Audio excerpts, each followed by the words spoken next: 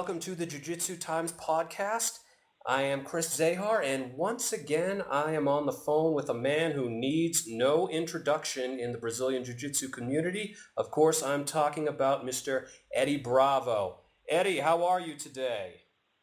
I'm doing great. Can't complain. How you doing? I'm doing well, thanks for asking.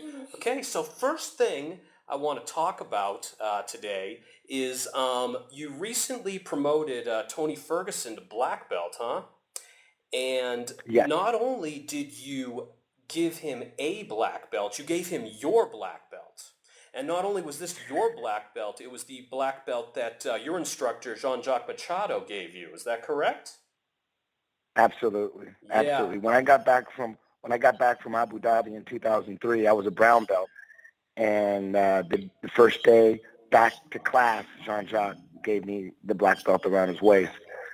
So I thought this is just everything lined up perfectly for this. I was thinking about getting his black belt before the fight, but I thought, you know what, let's just see how this fight plays out. You know what I mean? But he's been ready for his black for a while. It's been overdue. But this was just the perfect time because, I got back from Brazil off a big triangle win over Hoyler, and then he got back from Vegas hit the big triangle win to get the belt. So it was just perfect. Yeah, no, that definitely sounds like just the perfect timing and everything like that. Now, how long's he been training with you? I would say maybe 4 years at this point. Oh, wow. Yeah. Now, when you first started training with him, were you kind of like immediately like, this guy is totally championship material? Or was this, Not at all. No, not at all, man. Not at all. It's always when you least expect it. It's always the people you least expect. I didn't even know who he was. Casey Halstead, who runs my 10th Planet Costa Mesa affiliate, he and a bunch of others actually by now. But back then he was just running Costa Mesa. He started training Tony. He was Tony's trainer first. And then after a couple of years, Casey was the one who was in the corner with Tony back in the day. So he was 10th Planet Costa Mesa for a while. And then he started coming up and training with me at HQ. And then I kind of, took over the last few fights. And, but in the beginning, he didn't really have very good flexibility. So I didn't really think he would have the discipline to get his flexibility together because most people don't. Most people just don't have the discipline for it. And I didn't know that much about him. That was the first Ultimate Fighter that I'd missed, the one that he won. So when Casey brought him to me, he goes, "Dude, this is Tony Ferguson. He just won the Ultimate Fighter Championship." I'm like, "Fuck it." I didn't see that season, and I didn't know who he was. And then Casey would bring him up like once a month to headquarters, but he would just mainly train down in Costa Mesa. Mm-hmm. And then I told him what he needed to do to get his flexibility together. I told him, these are the two stretches that you have to focus on. And you know what? He did it, man. He actually did it, and he's worked on his flexibility so much. And he was so inflexible before, but now he can get into full lotus. And we didn't start working rubber guard at first. With him it was just like let's get really good at truck transitions and taking the back and taking the darces that he was already good at and taking those to even higher levels and work on his passing and just not too much rubber guard because, again, his flexibility wasn't happening. But over the last year, his flexibility has just gone through the roof. And so we've been, the last 3 we've been really working on certain parts of the rubber guard. And then, so for him to win off his back in the UFC for the belt, it was just meant a lot to me because that's what the original mission for 10th Planet was, to fix the bottom game in the UFC, to improve it. I felt like there was a lot more that could be done off the back. It's just the people that were really good off their back were good with collars and sleeves. They weren't good no gi. So that was always the first mission is to fix that in the UFC. Not to win IBJJF championships, although that's nice too. But Mm-hmm. you have to spend a lot of time focusing on, if you want to be a powerhouse in the point game, you have to focus every day you're training on that. And that's what I wasn't doing that. I was focusing every day on the clinch, a bottom game with a clinching style. You know, a bottom game that's the best for MMA. You know, so that's what I was working on. You know, and for Tony to win off his back, it was just I had to give him John Jock's belt. I mean, there was just no way around it. Yeah, that was definitely a huge win. And speaking of, he is the new UFC interim lightweight champion, which means that if those belts are going to be unified, then he's going to have to go up against Conor McGregor. Now, what I want to know is how do you see that future match between him and Conor playing out? I mean, like, what advantages do you think he really has over Conor, and what does he really have to watch out for with Conor? I mean, in your opinion. Well, Conor's knocking everybody out, so we got to watch out for his hands, especially the left hand and his left counter. I mean, he could knock anybody out with that. So that's the main focus, is making sure we stay away from his power and drag him to the ground, take him down, drag him down, and strangle him. It's really cut and dry, just like that. You know, Tony can stand with him. Tony could jab him. Tony could do what Nate Diaz did to him. Tony could do that, but it's a risk, and it's like Russian roulette kind of. You know what I mean? With Conor, Conor's just blasting everybody.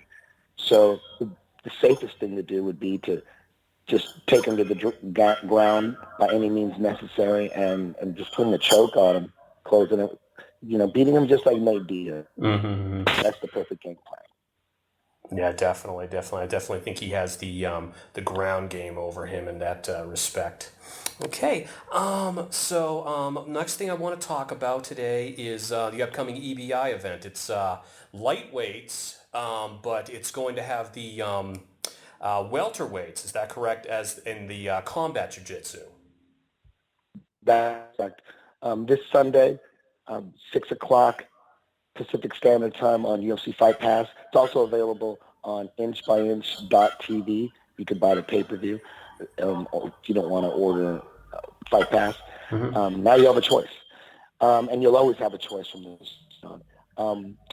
This Sunday, the lightweights, a 16-man lightweight tournament, regular rules, featuring Gary Tonin, the defending champion. We got Bill Cooper in there, Wagner Rocha, Nathan Orchard, PJ Barks. It's going to be fucking nuts. And then we also have a 4-man combat jiu-jitsu tournament at 170 featuring Richie Boogeyman Martinez from American Top Team, Thiago Moises, Max Roscoff from Extreme Couture, and Bobby Emmons from Nice Guy Submission Fighting, Joe Baez's team. And we also have an alternate match too, featuring an alternate combat jiu-jitsu match. I forget the guys. Hold on one second. Shit. Hold on one second. Let me get these names. Jesus Christ. Here we go.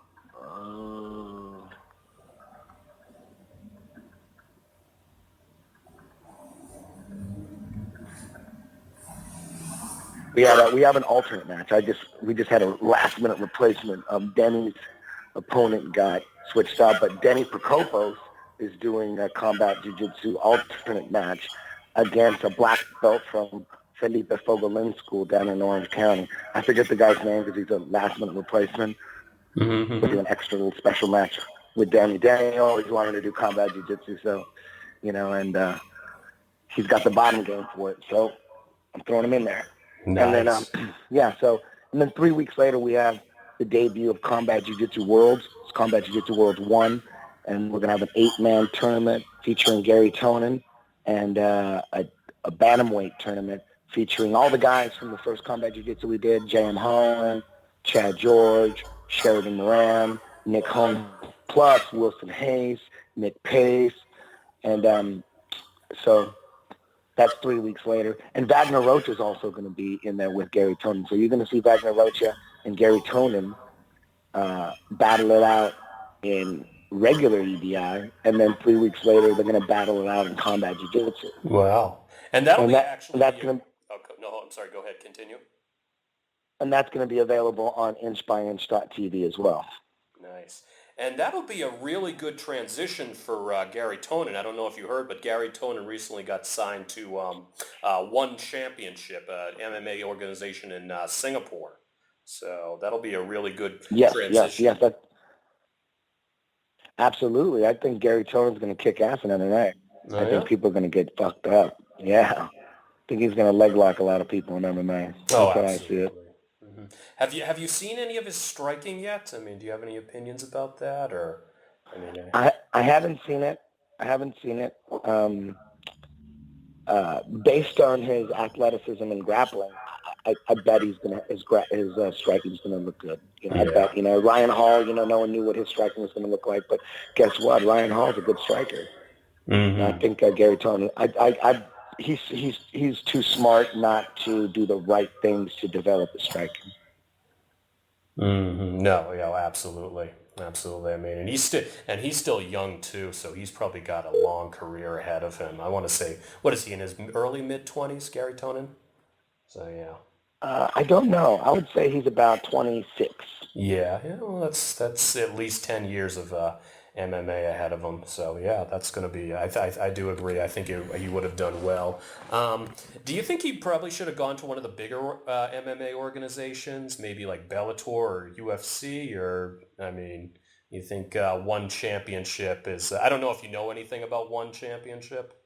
So. Yeah, One Championship's amazing. It's incredible. It's the biggest. They do like what Pride used to do. Like it's super gigantic productions. It's total VIP all the way through. Like when you see it live, I've been there live in Singapore. That's right. It's crazy. You were at Evolve. Yeah, that's right. Yeah. It was amazing. I've been to a shit ton of MMA shows. I've never been at anyone like that. They go all out. They're not trying to save money. They're not trying to cut budgets or anything like that. They're trying to put on the best possible show ever. When you're sitting VIP around the cage, and it's just like total VIP. Waitresses coming to your table and all this food and shit. It was incredible. It was incredible. Oh, absolutely. I did. I saw their. I used to live in Taiwan, so I saw their show back in 2014, and they do put on an event. And it's pretty no holds barred too. Because they do the soccer kicks and everything. It's it's real. I think they just took those out. Did they? I didn't catch up with that. Yeah. Mm-hmm. Yeah, they took those out. Well, still, it is one heck of a production. So yeah, absolutely. Yeah. Mm-hmm. Getting back to your EBI event, is there any match that you're particularly looking forward to that you really think is going to be a fan favorite? Or, I know you're the promoter, so maybe you got to kind of be unbiased, but is there just anything you're really looking forward to? Man, there's a lot of good matchups along the way, depending on how the brackets break down, but you can see, you might be able to see Wagner Rocha versus PJ Bark. Yeah. You might be able to see Gary Tonin versus John Battle. Most people don't know about John Battle, but he's really, really good, and he's super hard to leg lock. Yeah. So he might have Gary Tonin in that second round. Gary Tonin's first round is against a guy named Chance Brode, who's he's badass. He's coming up. He's probably too green for Gary. At this point, but it's going to be interesting. It'll be interesting to see, how it goes down. And then you might have Bill Cooper and Gary Tonin in the semifinals, maybe, or maybe it's Lucas Valente from Texas, Gracie Baja, Texas. He's really good. You might see Gary Tonin versus Lucas Valente. And then you could see Nathan Orchard maybe versus Wagner Rocha in the semis, wow. And then in the final could be, on paper, you're going to say Gary Tonin versus, on paper would be Wagner Rocha. And if Gary Toner versus Wagner Rocha, that's huge because that's a rematch from, Abu Dhabi just a month ago, where Wagner Rocha beat Gary Toner. So this would be an opportunity for Gary to get a little redemption, you know what I mean? Or it could be Gary Toner versus Nathan Orchard in the final. It could be Gary Toner versus PJ Bark in the finals. Maybe PJ beats Wagner. PJ's a high-level wrestler. He might put Wagner on his back and keep him there. And PJ's got insane passing and back takes and truck transitions. So PJ might beat Wagner. Who knows? Or it could go either way. Yeah. So there's a lot of awesome matches that could possibly happen Sunday. Yeah. Wasn't AJ Agazarm originally going to be on this? Yeah, he got hurt. Oh man, yeah. Do you know how he got hurt? Was he just like did he bust something or? No, man. When I get a message from a competitor that's dropping out because of an injury, like my first thing is as soon as I read it, as soon as I see like the word unfortunately, when I see unfortunately, I don't even read the rest of it because at that point it doesn't even matter if he's hurt or not. I don't even care. I just my first thought is I got to find a replacement. Yeah. So I don't even finish reading it. It just says unfortunately, and real quick, I'm trying to find a replacement immediately. I'm doing that all the time. So, I don't even know how he got hurt. I didn't even think about it. All I knew is that he was out. He didn't even have to be hurt. All he's got to say is, I'm not feeling it. Yeah. Unfortunately, my mind's not into it. That's all I need to see is that, and you're out. I have no interest in putting anybody who's on the fence about it. Absolutely. I got plenty of guys. Who would kill me in the EBI. Those are the guys I want to put in. Absolutely. I don't want to put guys in that are on the fence and they're not sure if they're going to get leg locked. And they're not sure. They're about to overtime and all this bullshit. As soon as I hear any kind of doubt, they're gone. I don't have, because I know it's gonna. If they have doubt now, I'd rather have them get the fuck out now than back out like the day of or now I'm in a bind. So I'm not interested in people that aren't 100% interested. If you're not, that's cool. It's different. A lot of leg locks, man. If you're not up to speed on the leg lock game, I get it. Shit, you shouldn't do it. You know what I mean? If you're not on top of it, you should not do it. Trust me, do not do it. Yeah. Only do it if you're confident in your leg lock game. And so I get it. Don't do it. The leg locks are too dangerous. I get it. All right. Listen, Eddie, you gave us everything we wanted to hear today, so we're all set. And good luck this Sunday. It is Sunday, right? Yes, it's this Sunday. Yeah, okay. Yeah, I just want to make sure I got my dates right. Yeah. So, yeah, good luck this Sunday with the event, and definitely want to look forward to talking to you sometime in the future, man. Thank you very much. Thank you. Bye-bye.